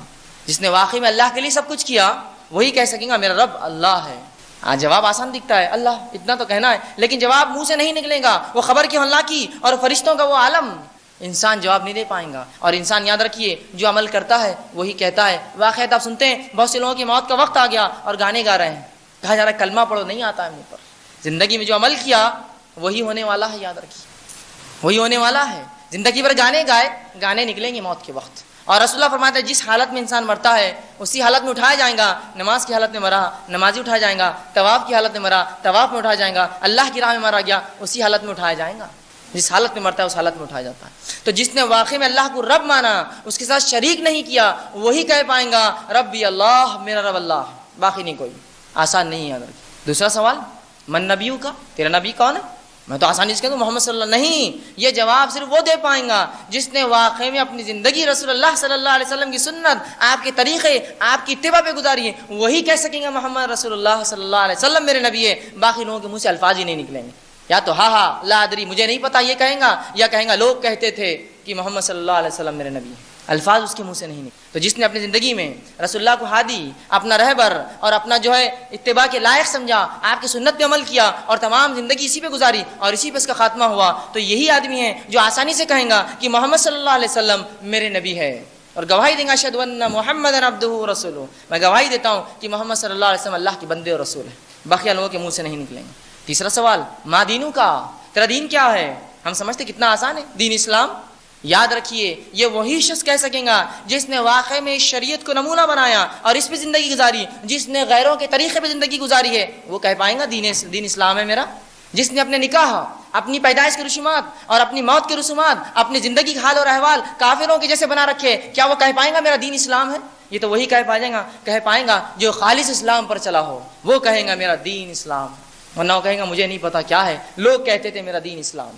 یہ حالت ہوں گی۔ سوال مختصر سے ہے، جامع ہے، جس نے اس پہ زندگی گزاری وہی جواب دے پائیں گا، باقی لوگوں کے لیے ناممکن ہوگا کہ وہ کسی چیز کا جواب دے پائے اس میں سے۔ آئیے ہم دیکھتے ہیں صحابہ کا اس خبر کے تعلق سے کیا معاملہ تھا۔ سوال و جواب کے تعلق سے مسند احمد کی روایت ہے، رسول اللہ صلی اللہ علیہ وسلم نے صحابہ کو خبر کے حالات بتائے، تو ایک صحابی رسول نے کہا اللہ کے رسول، خبر کے اندر جب فرشتہ کھڑا ہوگا، اور فرشتے ہوں گے خبر میں گز لے کر، یاد رکھیے فرشتہ کھڑا ہوگا اور جب ہم سے سوالات کریں گا ہم تو مٹی کے بت بن جائیں گے۔ ایک انسان کیسے جواب دے پائیں گا؟ ہم تو مٹی کے بت بن جائیں گے، اتنے خوفناک یہ جو فرشتے ہیں منکر اور نکیر اندر آئے ہوئے، اور ایک فرشتہ روایت میں گز یا ہتھوڑے لے کر آئیں گا، ہاں ایک انسان تو مٹی کا بت بن جائے گا، کیسے جواب دیں گا؟ رسول اللہ صلی اللہ علیہ وسلم فرماتے ہیں کہ کلمہ توحید کی برکت سے دنیا اور آخرت کے اندر یہ اس کے قدم اللہ سبحانہ تعالیٰ جما دیں گا۔ کلمہ توحید کی برکت سے، لا الہ الا اللہ محمد رسول اللہ، اس کی برکت سے اللہ دنیا اور اس کے آخرت میں قدم جما دیں گا، جس کے تعلق سے اللہ نے سورہ ابراہیم کی آیت نمبر 27 میں تفصیلات دی اور بیان کیا اور کہا یثبت اللہ الذین آمنوا بالقول الثابت فی الحیات الدنیا وفی الآخرہ، کہ اللہ رب العزت جو ہے کہ ایمان والوں کو اپنے کلمے کے ذریعے، کلمہ طیبہ کے ذریعے، توحید کے کلمے کے ذریعے اس دنیا میں اور آخرت میں ثابت قدم رکھیں گا۔ تو یاد رکھیے یہ کلمہ طیبہ ہے، لا الہ الا اللہ محمد رسول اللہ، جو انسان کو دنیا میں اور آخرت میں جما دیں گا۔ سوال یہ کلمہ تو چھوٹا سا ہے، اس کے تقاضوں کو جس نے پورا کیا اس کے ساتھ یہ سلوک ہوگا۔ اس کے تقاضے صرف یہ نہیں کہ ہم نے کلمہ پڑھ لیا لا الہ الا اللہ محمد کافی ہوا، اس کے تقاضوں کو جس نے لحاظ رکھا، اس کے مطابق اس کی زندگی گزری، وہی لوگوں کے ساتھ یہ معاملہ ہوگا۔ بقیہ دوسرے لوگ جواب نہیں دے پائیں گے۔ یاد رکھیے تو یہ کلمہ طیبہ ہے جو ہمیں وہ کریں گا تو اس کلمے کو ہم تھام لیں، اس کے تقاضوں کو سمجھیں اور اس کے مطابق عمل کریں۔ اب آئیے ان 3 سوالات کے بعد ایک چوتھا سوال بھی ہوگا، ایک چوتھا سوال بھی ہے، لیکن یہ سوال ان تینوں کا نہیں ہے، یہ الگ سے ایک سوال ہوگا جو ابو داؤد کی روایت اور مسند احمد کی حدیث ہے، اور بخاری میں بھی اس کا ایک حصہ آتا ہے۔ رسول اللہ صلی اللہ علیہ وسلم فرماتے ہیں کہ جب اچھا انسان جواب دے دے گا کہ اللہ میرا رب ہے، محمد صلی اللہ علیہ وسلم میرے نبی اور اسلام میرا دین ہے، تو فرشتے پوچھیں گے اے شخص، اے نیک انسان، تجھے کہاں سے پتہ چلا، کیسے معلوم ہوا کہ یہ جواب کیسے ملے؟ تو آئیے اب سنیے جواب کہاں ہے، کہاں یہ جواب چھپے ہوئے تینوں سوالات کے۔ اس چیز کو جان لے اور کبھی اپنی زندگی میں اب اس چیز کو نہ چھوڑے، ان اگر جوابات کو بآسانی خبر میں دینا ہے تو کیا ہے وہ چیز جس نے اس نیک انسان کو جواب دینے کے لیے وہ کیا، جس نے اس کو جواب بتایا؟ رسول اللہ فرماتے ہیں نیک انسان سے فرشتے پوچھیں گے اور کہیں گے ما یدری کا، کیسے تجھے پتا چلا، کیسے معلوم ہوا ان کے جوابات؟ وہ کہیں گا نیک انسان قرأت کتاب اللہ، میں نے اللہ کی کتاب پڑھی تھی، اور پھر فرمائیں گا آمنت بہ، ایمان لایا تھا، وتصدق بہ، اور اس پر جو ہے میں نے اس کی تصدیق کی تھی۔ کہاں ہے جوابات؟ کون سی گائیڈ بک میں اس جو ہے کوشچن کے جو ہے آنسرس ہے؟ قرآن، اللہ کی کتاب میں جواب ہے۔ جب اس سے پوچھا جائے گا، کوئی چوتھا سوال نہیں ہے، الگ سے پوچھا جائے گا کہاں سے جواب ملے، وہ کہیں گا قرأت کتاب اللہ، میں نے اللہ کی کتاب پڑھی تھی، آمنت بہ، صرف پڑھی نہیں ایمان بھی لایا تھا، وتصدقت، اور اس کو میں نے تصدیق بھی کیا تھا اس چیز کو۔ تو کیا پتہ چل رہا ہے اس سے؟ اللہ کی کتاب ہے جس میں جوابات ہیں۔ آئیے اب برے انسان سے پوچھیں گے تو جواب کیوں نہ دے پایا، جواب کیوں نہیں ملا جو تجھے ہے؟ وہ کہیں گا، اللہ فرشتے اس سے پوچھیں گے لا دریتا ولا تلیتا، کہ تو نے جواب کیوں نہیں ملا؟ تو وہ کہیں گا نہ قرآن پڑھا، نہ تو نے قرآن پڑھا، نہ تو نے جانا۔ وہ کہیں گا میں نے نہ قرآن پڑھا نہ میں نے جانا۔ فرشتے کہیں گے نہ تو نے تصدیق کی، نہ کبھی قرآن پڑھا، نہ تو نے اس کو جاننے کی کوشش کی۔ اور پھر رسول اللہ صلی اللہ علیہ وسلم فرماتے ہیں ایک فرشتہ ہوگا، دو مختلف روایت میں دو کے تذکرے آتے ہیں۔ ایک روایت میں آتا ہے کہ ایک فرشتہ ہوگا جو گز لیے ہوئے ہوگا، لوہے کی سلاخ، اور وہ سر کے پاس کھڑا ہوگا، جو بہرا بھی ہوگا اور گونگا بھی ہوگا۔ رسول اللہ فرماتے وہ گز اٹھائیں گا اور اٹھا کے زور سے اس کے سر پر ماریں گا کہ زمین و آسمان کی تمام مخلوق اس کی چیخ سنیں گی سوائے جن اور انس کو چھوڑ کر، آسمان تک اس کی آواز جائیں گی، اور ریزہ ریزہ اس کا سر ہو جائے گا۔ پھر جڑائیں گا کہ تو اللہ کی کتاب نہیں پڑھا تھا؟ رسول اللہ فرماتے کیا تم جانتے ہو وہ گز کیسی ہے؟ کہ اللہ کے رسول ہم نہیں جانتے۔ تو کہ اگر وہ گز لے کر کسی دنیا کے بڑے پہاڑ پر مار دی جائے، وہ پہاڑ کو ریزہ ریزہ چورا چورا کر دیں گی وہ گز، اور انس اور جن، تمام انسان اور تمام جن بھی اگر ایک جگہ مل جائے تو اس گز کو تم ہلا بھی نہیں سکتے، اتنی وزنی ہوں گی وہ ایک گز۔ تمام جن اور انس پہلے سے لے کر آخری سب بھی مل جائے اس کو ہلا بھی نہیں سکتے ہو، وہ پڑیں گی سر پر ہر بار۔ دوسری روایت میں ابو داؤد کی جو الفاظ ہیں، فرشتہ تو ہتھوڑے لیے ہوں گا، دو ہتھوڑے لیے ہوں گا۔ جب پوچھیں گا کہ کیوں نہیں جانا، وہ کہیں گا میں نے قرآن نہیں پڑھا، تو فرشتہ کہیں گا کہ نہ تو نے جانا نہ کوشش کی، اور وہ دونوں ہتھوڑے لے کر اسی کنپٹیوں پہ رسول اللہ فرماتے ماریں گا، جس سے اس کا بھیجا نکل کر اس کو اڑ جائے گا، اور اس زور سے وہ چیخ ماریں گا زمین و آسمان کی تمام مخلوق سنیں گی سوائے انس اور جن کو چھوڑ کر۔ تو پہلا ہی عذاب جس کا انسان مکلف ہو رہا ہے وہ کیا ہے؟ اللہ کی کتاب۔ ہم کو تو لگا اللہ کی کتاب چھوڑ کر اس کے خطوط، ان کی باتیں، فلاں اور فلاں کتابیں، فلاں الفاظ اور فلاں چیز، فلاں پانی اور فلاں یہ ڈال دو تو ہم جنت میں جائیں گے۔ یہاں تو ایک ہی سوال ہو رہا ہے اللہ کہاں سے جواب ملے؟ کہیں گے اللہ کتاب سے۔ اور کیوں نہیں ملے؟ اللہ کتاب نہیں پڑھا تھا۔ تو اللہ کی کتاب بنیاد ہے، یاد رکھیے، اس دنیا کے اندر اور اس آخرت میں اور اس قبر کے اندر، لیکن اس کتاب کو ہم نے فراموش کر دیا آج۔ آئیے اس حدیث سے جو نکات پوائنٹس ملتے کیا ہے؟ پہلا نقطہ جو ملتا ہے، قرآن مجید وہ کتاب ہے جو منکر اور نکیر کے سوالات کے جواب دلائیں گی۔ قرآن مجید وہ کتاب ہے جو منکر اور نکیر کے سوالات کے جوابات دینے میں آسانی کریں گی۔ پہلی چیز معلوم ہوئی۔ دوسری بات جو معلوم ہوئی، جو قرآن پر ایمان لائے پڑھے وہی قبر کے امتحان سے جو ہے کامیاب ہونے والا ہے۔ جو قرآن پر ایمان لائے پڑھے اس کی تصدیق عمل کرے وہی کامیاب ہوگا۔ خالی منہ سے ایمان لانا بھی کافی نہیں، جب تک کہ پڑھ کر تصدیق نہ کرے، مطلب عمل نہ کرے اس پر۔ دوسرا نکات یہ پتہ چلتا ہے۔ تیسرا پوائنٹ جو پتہ چلتا ہے کہ کافر اور منافق پہ سب سے پہلی چیز یا سب سے پہلی بات جو ثابت کر کے فرد جرم جو عائد ہوگا اس پر، وہ یہ جرم ہوگا اللہ کی کتاب کیوں نہیں پڑھا۔ جو پہلا جرم اس پہ عائد کیا جائے گا وہ ہے اللہ کی کتاب کیوں نہیں پڑھا، کیوں تصدیق نہیں کی اس کی۔ اور چوتھی بات جو معلوم ہوتی ہے کہ قرآن کو نہ پڑھنے والوں کو، نہ سمجھنے والوں کو سر پر مارا جا رہا ہے، وہ اس لیے کہ دماغ مرکز ہے سمجھ کا، تم نے اس مرکز کو استعمال نہیں کیا اللہ کی کتاب کے لیے۔ دنیا کے اس میں تو بڑے ہوشیار بنتے تھے، بڑے چالاک اور چتر بنتے تھے، لیکن اللہ کی کتاب کا جب معاملہ آیا معصومیت اختیار کر لی، یہ ہمارا کام نہیں ہے، وہ لوگ کر رہے ہیں، ہم ان کے پیچھے صرف چل رہے ہیں۔ کہ یہ کتاب اس لیے دی گئی تھی، یہ کتاب اس لیے دی گئی تھی کہ لوگ یہ کہیں، اور اتنی غلط فہمیاں اس کتاب کے تعلق سے، میں افسوس کے ساتھ کہہ رہا ہوں، جتنی غلط فہمیاں اللہ کی کتاب کے تعلق سے آج پھیلائی گئی ہیں اس کی کوئی انتہا نہیں ہے۔ اس حد تک غلط فہمیاں پھیلائی گئی ہے کہ قرآن پڑھنے سے لوگ گمراہ ہو جاتے ہیں۔ سبحان اللہ، سبحان اللہ۔ اے میرے رب، تجھ سے میری دعا ہے کہ اگر ایسی کتاب دے دی جس کو پڑھ کے میں گمراہ ہوتا ہوں تو اب ہدایت میں کہاں سے لاؤں؟ کوئی اور کتاب اتار پھر میرے لیے۔ التجا ہے میری پھر میں اپنے رب سے کہ اگر یہ کتاب میں گمراہی تو نے دے دی تو ہدایت کس کتاب میں؟ پھر وہ کتاب مجھے دی جائے۔ یہ الفاظ منہ سے نکالتے وقت کیوں نہیں انسان سوچتا ہے کہ اللہ کی کتاب گمراہی دے سکتی ہے؟ ہاں، تیری نیت گمراہی کی ہے تو اللہ برکت دے، تو گمراہ ہو اس سے۔ میری نیت اس کتاب سے ہدایت کی خالص صرف۔ ارے اس کتاب نے تو اس جاہل قوم کو لوگوں کے لیے جو ہے مینار بنا دیا، لوگوں کے لیے روشن چراغ بنا دیا، چمکتے ہوئے ستارے بنا دیے۔ جن لوگوں کو دنیا میں سب سے گھٹیا اور ذلیل سمجھا جاتا تھا، جو جہالت کے اندر سب سے نچلے تھے، اس قوم میں ایک نبی آتا ہے، اسی کے اندر سے وہ کتاب لا کر ان پہ خرد اور پڑھتا ہے، اور وہ قوم اس پر ایمان لاتی ہے، دنیا کے لیے روشن چراغ بن جاتی ہے۔ جو سب سے جاہل اور بدتر قوم تھی، سوال یہ ہے اگر سب سے جاہل قوم اس کتاب کو پڑھ کر ایمان لا کر اس پہ عمل کر کے دنیا میں مثال بن سکتی ہے، میں ایک مسلمان گھر میں پیدا ہو کے اس کو پڑھ کے کیسے گمراہ ہوتا ہوں؟ سوال یہ ہے میرا، سوال یہ ہے کہ میں مسلمان گھر میں پیدا ہو کر اگر اس کتاب کو پڑھ کے گمراہ ہوتا ہوں تو سوال یہ ہے وہ کیسے ہدایت یافتہ ہو اس کتاب کو پڑھ کر، جو سب سے گمراہ تھے دنیا میں۔ اور اللہ کے رسول صلی اللہ علیہ وسلم ایک امی جاہل ان پڑھ قوم میں بھیجے گئے۔ سوال یہ تھا اگر یہ کتاب صرف ان کے لیے تھی کہ جو پڑھے لکھے سمجھ سکے تو اللہ نے پھر اللہ کے رسول کو پڑھے لکھوں میں بھیجتا، ان جاہل قوم میں کیوں بھیجا؟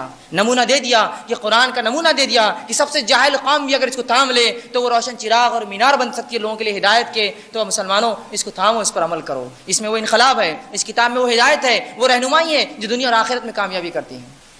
واقعات ہم سنتے ہیں، حالات ہم سن رہے ہیں۔ ایک غیر مسلم تھا، قرآن پڑھا، ہدایت پر آ گیا۔ سوال یہ ہے ایک غیر مسلم قرآن پڑھے، ہدایت پر آئے، ایک مسلمان قرآن پڑھے، گمراہ ہو جا رہا ہے۔ کیسی بات ہے یہ کچھ عقل میں سما نہیں رہی ہے۔ ایک یہودی نے قرآن پڑھا، اسلام لا لیا۔ سوال یہ کہ یہودی قرآن پڑھ کے کٹر یہودی بن جانا تھا، اس لیے کہ گمراہ ہونا تھا، وہ کیسے ہدایت پر آ رہا ہے؟ اور میں پڑھوں تو میں گمراہ ہو جاؤں؟ بڑی عجیب بات ہے۔ رب العزت نے اس کتاب کے تعلق سے تو اعلان کر دیا وَلَقَدْ يَسَّرْنَا الْقُرْآنَ لِلذِّكْرِ فَهَلْ مِن مُدَّكِرٍ، میں نے اس کتاب کو آسان کر دیا سمجھنے کے لیے، پڑھنے کے لیے، یاد کرنے کے لیے، عمل کے لیے۔ فَهَلْ مِن مُدَّكِرٍ، تو ہے تم میں سے کوئی جو اس سے ہدایت حاصل کر لے؟ چار بار سورہ قمر کے اندر یہ اعلان کیا گیا وَلَقَدْ يَسَّرْنَا الْقُرْآنَ۔ یسرنا القرآن قاعدے کو بولتے ہیں ہماری زبان میں آسان قرآن۔ یسرنا القرآن للذکر، عمل کے لیے، ذکر کے لیے، یاد دہانی کے لیے ریمائنڈر بنا کر بھیجا ہے۔ فہل میں مدکر، ہے کوئی اس سے فائدہ اٹھانے والا؟ یہ تو اعلان کری اللہ کی کتاب۔ تو اس کتاب کو چھوڑ کر اپنی دنیا اور آخرت نہ برباد کر لے، ہم دوسروں کے بہکاوے میں آ کر کہیں اس کو چھوڑ کر اپنی زندگی نہ برباد کر لے اور آخرت کو جو خسارے میں نہ ڈالے۔ اس کتاب کو تھام لیجئے، اس سے زبردست رشتہ جوڑیے۔ جیسا رب نے کہا وَاعْتَصِمُوا بِحَبْلِ اللَّهِ جَمِيعًا وَلَا تَفَرَّقُوا، اللہ کی رسی کتاب کو مضبوطی سے تھام لو اور آپس میں تفرق، چیدہ ٹکڑے فرقے نہ بنانا۔ تو یہ وہ کتاب ہے جو جمع کر سکتی ہے، اور یہ وہ کتاب ہے جو اللہ کی رسی ہے۔ جس نے اسے تھام لیا وہ ہدایت پر آیا، جس نے اسے چھوڑ دیا اس نے گمراہی پائی ہے۔ یاد رکھیے، دنیا اس نے گمراہی پائی ہے۔ اور قرآن اس چیز کا اعلان سورہ طٰہٰ سورہ نمبر 20 آیت نمبر 123 میں کر چکا ہے۔ فمن تبع ہدایا فلا یضل ولا یشقی، کہ اللہ فرماتا ہے جو اس ہدایت پر چلے میری بھیجی گئی وہ دنیا میں بھی گمراہ نہ ہوں گا اور آخرت میں کوئی مصیبت میں پریشانی ہے جو ملوث نہیں ہوں گا۔ کون سی؟ اللہ کی کتاب جو تھامے ہدایت۔ آگے فرمایا سورہ بقرہ کی آیت 38 میں فمن تبع ہدایا فلا خوف علیہم ولا هم يحزنون، جو میری کتاب پر چلے، اس کی ہدایت پر عمل کرے، فلا خوف علیہم، اس پر کوئی خوف نہیں، ولا هم يحزنون، اور وہ غمگین نہیں ہوں گا۔ یہ پہلی ہدایت تھی جس ہدایت کے ساتھ آدم کو بھیجا گیا تھا۔ قرآن میں کہا ہم نے آدم کو بھیجا اور یہ بات کہی فمن تبع ہدایا، اے آدم میں تمہارے بعد کے آنے والی نسلوں میں جب میری ہدایت آئے جو اس کی اتباع کر لے اس کے اوپر کوئی خوف نہیں ہوگا، وہ قیامت دن غمگین نہیں ہوگا۔ تو یہ کتاب کو آج تھامنے کی ضرورت ہے۔ یہی کتاب ہمیں بتاتی ہے کیا سچ ہے، کیا جھوٹ ہے، کیا اچھا ہے، کیا برا ہے، کیا حق ہے، کیا باطل ہے۔ اس کو فرقان کہا گیا، اللہ نے فرقان کہا، فرق کرنے والی کتاب۔ تو یہ وہ کتاب ہے جو دنیا میں بھی سرخرو کریں گی، ہم کو کامیاب کریں گی، قبر میں بھی یہ کامیابی کی ضامن بنیں گی، آخرت میں بھی یہ کامیابی کی ضامن ہے۔ تو آئیے اس کتاب کو تھام لیں، چونکہ یہ بنیاد ہے تمام چیزوں کی۔ اور یہ مختصر سا جو میرے بات تھی جو قبر کے تعلق سے اور مرنے کے بعد کیا ہوگا، میں نے مختصر رکھنے کی کوشش کی۔ اس میں ایک چیز کا اجالہ اس میں کر دوں کہ لوگ بہت سے یہ سمجھتے ہیں کہ مرنے کے بعد کچھ لوگ لوٹ کر بھی آتے ہیں۔ یاد رکھیے شریعت میں کوئی وجود نہیں ہے ایسے عقیدے کا۔ اللہ نے کہہ دیا یوم یبعثون، دوبارہ اٹھائے جانے تک وہ ان کے بیچ میں برزخ ہے، آڑ ہے۔ اب کوئی شخص واپس دنیا میں، کوئی روح اور کوئی جسم نہیں آ سکتا، کوئی روح اور کوئی جسم نہیں۔ پھر آپ کہیں گے بہت سے واقعات ہوتے ہیں، اس کا کیا؟ تو انشاءاللہ عزیز 29 کی رات میرا ایک پروگرام ہے، ایک عنوان ہے جن اور جادو اس کی حقیقت، اس میں تفصیلات انشاءاللہ اس عقیدے کی رکھنے کی کوشش کروں گا۔ ابھی وقفہ اتنا جو ہے وقت نہیں ہے ہمارے پاس۔ تو یہی تھی چند باتیں جو ہم نے سیکھی اور جانی کہ مرنے کے بعد کیا ہوگا۔ یہ مرنے کے بعد یہ ہے، یا تو جنت ہے یا تو جہنم ہے، یا تو قبر کی تنہائی ہے، یا تو خوشخبریاں ہیں، یا تو پھر مار ہے، اور جو ہے اس طرح سے جو ہے گناہ کی وجہ سے جو ہے تکلیفیں ہیں اور اذیت ہے، فرشتوں کی پھٹکار ہے۔ تو اگر ہم کو مرنے کے بعد اپنی زندگی کو سنوارنا ہے تو اس زندگی کو جو ملی ہے اس کو بہتر کرنا ہے تاکہ ہماری آخرت کامیاب ہو، اور اس کا ضامن جو چیز اس کی بنیاد بنے گی وہ اللہ کی کتاب ہے۔ تو آئیے اس کتاب سے زبردست رشتہ جوڑے، جو دنیا میں بھی کامیاب کریں گی، جو دنیاوی زندگی ہے یہ برزخ میں بھی کامیاب کریں گی، جو دنیا اور آخرت کے بیچ کی زندگی ہے اور یہ آخرت میں بھی کامیاب کریں گی جو سب سے آخری زندگی ہے۔ تو اگر ان تینوں زندگیوں میں ہم کامیاب اور کامران اور جو ہے سرخرو ہونا چاہتے ہیں تو اللہ کی کتاب سے ایک ایسا زبردست رشتہ جوڑ لیجئے جیسا صحابہ نے جوڑا، جن کی زندگیاں نمونہ ہو گئی۔ آج بھی اگر ہم وہ عمل کریں گے تو انشاءاللہ عزیز اللہ رب العزت کے خزانوں میں کوئی کمی نہیں آئی، وہی نعمتیں اور برکتیں ہمیں بھی دیں گا۔ اور اگر اس کو چھوڑیں گے تو اللہ کی سزا تب بھی کم نہیں تھی اور آج بھی نہیں، آج ہم اس کی وجہ سے سزا پائیں گے۔ تو اللہ کی کتاب سے محرومی تمام عقیدے، تمام اعمال اور تمام اخلاق اور آداب کی برائی کی وجہ ہے، لہٰذا اس کو تھام لے، یہی وہ کتاب ہے دنیا اور آخرت میں کام آئیں گی۔ اللہ سے آخر میں دعا ہے کہ اللہ رب العزت ہمیں کہنے اور سننے زیادہ عمل کی توفیق دے، ہمارے لیے خبر کے سوالات میں آسانی کرے، ہمارے لیے جو اللہ تیری کتاب کا پڑھنا، اس کا سمجھنا، اس پر عمل کرنا، اس کا پہنچانا آسان کرے، جب تک ہمیں زندہ رکھے، اسلام اور ایمان اور اس شریعت پر زندہ رکھے، ہمارا خاتمہ ایمان پر ہو۔ وآخر دعوانا الحمدللہ رب العالمین، سبحان ربک رب العزت عما یصفون وسلام علی المرسلین والحمدللہ رب العالمین۔ بسم اللہ الرحمن الرحیم، الحمدللہ والصلاة والسلام علی خاتم النبیین والمرسلین، رب اشرح لی صدری ویسر لی امری واحلل عقدۃ من لسانی یفقہوا قولی، اما بعد۔ بہرحال ایک اعلان پہلے کر دوں، جس طرح سے لوگوں نے ایک علمی شعور کا مظاہرہ کیا، یہاں اتنے سوالات جو ہے ہم سے کرتے ہیں، خود مردوں کی طرف سے اور خواتین کی طرف سے، یہ بڑی اچھی بات ہے کہ لوگ دین کے معاملے میں پوچھنا چاہتے ہیں، ورنہ ایک زمانہ تھا لوگ دین کی بات پوچھنے سے شرماتے تھے۔ الحمدللہ ایک زبردست ایک تبدیلی ہے کہ لوگ پوچھتے ہیں، سنتے ہیں اور صحیح بات تک پہنچنے کی ایک طلب رکھ رہے ہیں۔ دوسرا یہ لیکن ہمارے لیے مشکل ہے کہ ہم تمام کے جوابات دے پائیں۔ جو جواب عنوان کے اوپر ہوتا ہے ہم آج اس کو پہلے لیتے ہیں۔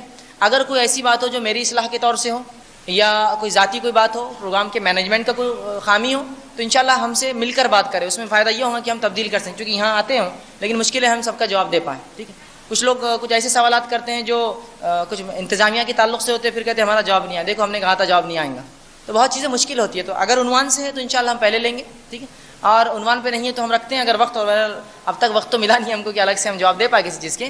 تو اتوار کے دن صبح 10:30 سے 11:30 اسلامک ریسرچ سینٹر کی جو لائبریری ہے، مرکز ہے روہیلا کے لیے، آپ وہاں آئیے، اس میں 10:30 سے 11:30 تقریر ہوتی ہے اور 1 گھنٹے کا اوپن کوشچن آنسر سیشن ہوتا ہے، جس میں آپ اصلاحی، دعوتی یا کوئی بھی نکات، چاہے وہ میری اصلاح کی ہو یا ہمارے تنظیم کی اصلاح کی ہو یا معاشرے اور ماحول کی ہو، خود کا کوئی سوال ہو، تمام چیزوں کے جواب دینے کی کوشش کرتے ہیں۔ آپ ان پروگرام، ان دروس میں آیا کریں، انشاءاللہ آپ کو بتفصیل جو وہاں جواب دیے جائیں گے۔ انشاءاللہ آج کا ہم یہ سوال جواب کا سیشن شروع کرتے ہیں۔ پہلا سوال جو ہے کسی ہمارے بھائی کی طرف سے، چونکہ یہاں خواتین اور مرد دونوں کی طرف سے آتی ہے۔ سوال یہ ہے، السلام علیکم، وعلیکم السلام، what is going to happen to people who are not put in graves, either they are burned, put in water or some other ways of disposing of the body, kindly clarify۔ کسی نے سوال کیا کہ ان لوگوں کے تعلق سے کیا ہوگا جن کو دفنایا نہیں جاتا اور یا تو وہ جلا دیے جاتے ہیں یا تو وہ پانی میں ڈال دیے جاتے ہیں، یا اسی طرح سے میں ایک اور ایڈ کر دوں گا جانور جسے کھا لیتے ہیں، یا کچھ اس طرح کے عمل ہو جاتے ہیں کہ جسم اوپر ہی رہ کے سڑ کر ختم ہو جاتا ہے، تو ایسے لوگوں کے تعلق سے کیا ہوگا۔ تو سب سے پہلی سوال بہترین ہے، عنوان پر ہے۔ سب سے پہلی چیز تو یاد رکھ لیجئے کہ یہ جو کچھ اعمال ہو رہے ہیں، یہ جو کچھ عمل ہو رہا ہے، سوال جواب کا مرحلہ، یہ عالم برزخ میں ہو رہا ہے، ورنہ کوئی شخص کہیں گا میں نے خبر کھودی، خبر میں کیمرہ لگایا، وہاں تو کچھ بھی نہیں ہوا۔ تو یہ عالم برزخ میں ہو رہا ہے تمام معاملہ، سوال و جواب کا مرحلہ، جو ہماری عقلوں سے، ہماری سمجھ سے پرے چیز ہے، اونچی چیز ہے۔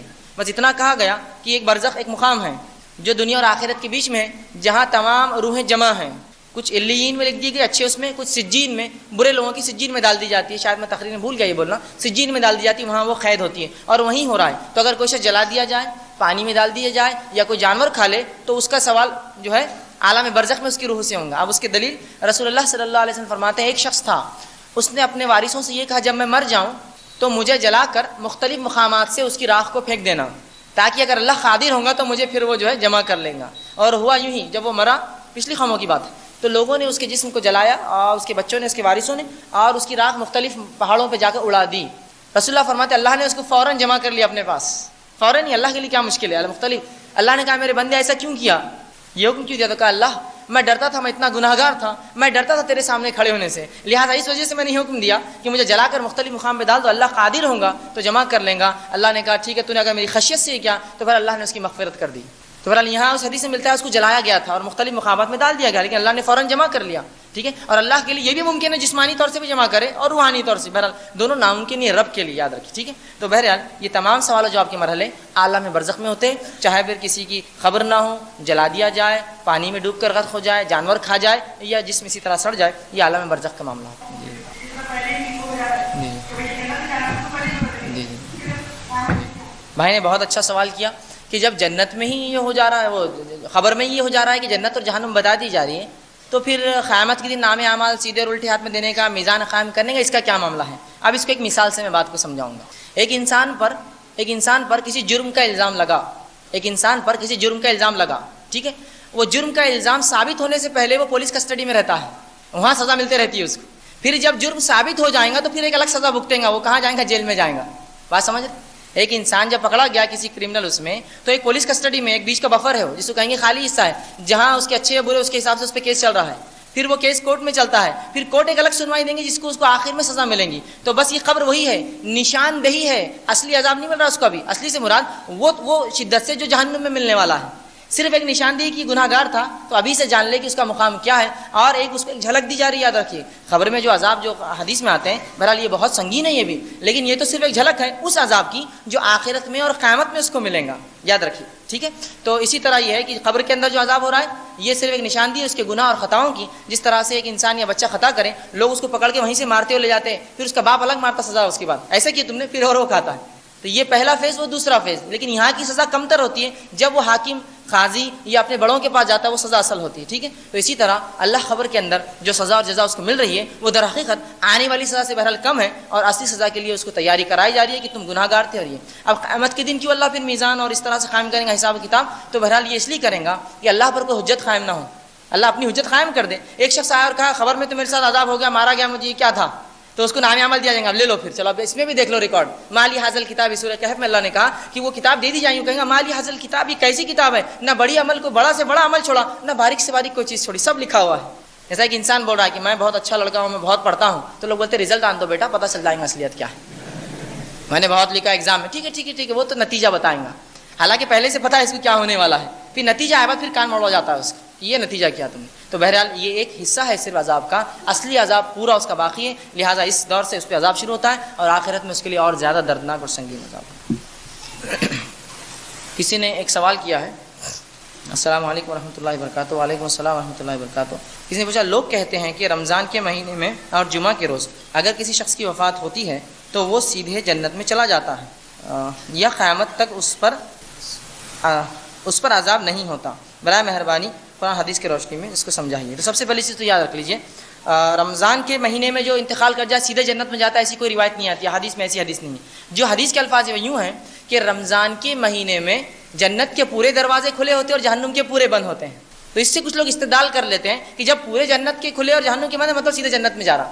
لیکن محدثین لکھتے ہیں جو جنت کے دروازے پورے بند اور جنت کے پورے کھلے اور جہنم کے بند ہیں، یہ اس اعتبار سے کہ رمضان کا مہینہ وہ مہینہ ہے جس میں جہنم بند ہے. مسلمانوں نیکی کر کے مغفرت کرا لو، یہ معنی میں ہے وہ کہ نیکی کر لو. جیسا رسول اللہ کی وہ بدعا یا دعا، بہرحال جو بھی آپ سمجھے. حاکم کی روایت آپ نے کہا لعنت، ہلاکت، بربادی، ویل اور برائی اس شخص پہ ہو جو رمضان کا مہینہ پائے اور اپنی مغفرت نہ کرا سکے اس میں. تو مطلب رمضان کا مہینہ اتنی اہمیت کا حامل ہے، وہ مغفرت کرا سکتا ہے آپ کی. اس میں ایسے اعمال کرے کہ مغفرت. بہرحال اب تو 3 دن ہی باقی ہے، بہرحال اللہ سے خوب گڑگڑائیے، توبہ کیجیے، بھی ہمارے لیے کافی ہے 3 دن میں. بہرحال تو اس کا معنی وہ لوگ کہتے چونکہ جنت کے دروازے کھلے، حدیث میں الفاظ آتا ہے جہنم کے بند تو سیدھے جائیں گا، لیکن حدیث میں یہ الفاظ نہیں کہ سیدھے جنت میں جاتا ہے، کہیں بھی نہیں. یہ ہاں ضرور ہے جنت کے کھلے جہنم کے بند ہے، مطلب یہ کہ اس طرح سے. لیکن ایک کوئی بھی انسان اگر رمضان میں مرتا ہے وہ اس کے اعمال کے اعتبار سے ہوگا. اس میں کہیں فضیلت نہیں ہے کہ اسے خبر کا عذاب نہیں ہوگا، اس کو سیدھے جنت ملیں گے، ایسے الفاظ کہیں نہیں ہیں. ہاں ایک اعلان ہے، ایک علامت بتائی جا رہی ہے کہ یہ وہ مہینہ ہے جس میں مغفرت ہو سکتی ہے، تو کروا لو، اس معنی میں ہو. اب جہاں تک سوال یہ تھا کہ جمعہ کے دن، تو ہاں جمعہ کے دن کے تعلق سے روایت آتی ہے، رسول اللہ نے فرمایا جو جمعہ کے دن یا رات، اور رات پہلے آتی ہے شریعت میں. آج ہم 27 کی رات منا رہے ہیں، کل 27 کا دن ہے، ٹھیک ہے، ورنہ ہمارے انگلش اس میں ذرا الٹا ہوتا ہے، کنفیوزنگ ہوتا ہے، ٹھیک ہے. تو رسول اللہ فرمایا جو جمعے کی رات، مطلب جمعرات کو جو گزر کی رات آتی ہے ہمارے اعتبار سے، اور جمعے کے دن انتقال کر جائے، اس کو قبر کا عذاب وہ نہیں ہوتا آخر تک. ہاں حساب و کتاب ہوگا اس کا، سیدھے نہیں جائیں گا، وہ بھی حساب و کتاب ہوگا، لیکن یہ جو عذاب ہے اس سے بچ گیا جو بیچ میں ہونے والا تھا اس پر. اگر نیک تھا تو بھی بہرحال اس کو تو بہرحال اچھا ہی تھا، بد بھی تھا تو بچ گیا. ہاں قیامت کے دن لیکن حساب و کتاب ہوگا، وہ اس سے مستثنا نہیں ہوتا ہے کہ تو جمعہ کے دن رمضان میں انتقال ہوتا ہے. تو بنیاد تو ایمان ہے، اور ایمان والا جمعہ کو انتقال کر جائے، غیر جمعہ انتقال کر جائے، اس کے لیے تو آسانیاں ہے ہی کہیں بھی. ٹھیک ہے. لیکن بہرحال یہ فضیلت ہوتی ہے جمعہ کے انتقال والوں کو جو ایمان والے ہو. ہر بار یاد رکھیے ایمان والا ہونا ضروری ہے, اور جیسا ایمان لانے کا حق ہے, من مانا دل والا ایمان, جیسا ہم کو لگا ویسا نہیں, جیسا حق ہے, تو انشاءاللہ العزیز کسی بھی دن انتقال کر جائے اس کے لیے تو اللہ کی رحمت, فضل اور کرم انشاءاللہ ہوگا. بہرحال باقی لوگوں کے لیے بھی یہ تو ہے حدیث میں کہ جمعہ کے دن یا رات انتقال کر جائے تو اس کو جو ہے قبر کا عذاب نہیں ہے, برزخ کا عذاب نہیں ہے, آخرت میں بہرحال جو ہونا اس کے ساتھ وہ ہوگا.